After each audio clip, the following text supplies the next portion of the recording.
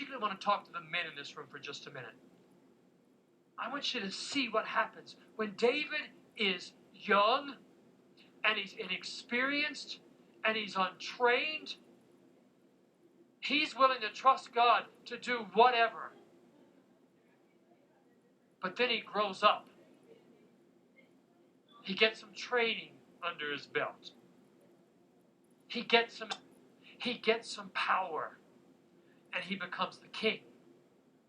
And when he becomes the king, it's no longer about trusting God. It's about figuring out just how strong he is.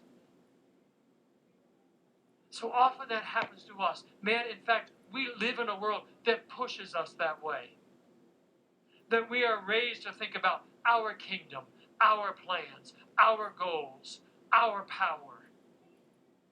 And if we're not careful, those of us who learn to trust God as young believers somehow grow up and we grow out of our dependence on God. And I want to say to you men, we desperately need men to go to the mission field. We desperately need young men to lead the way to touch the nations.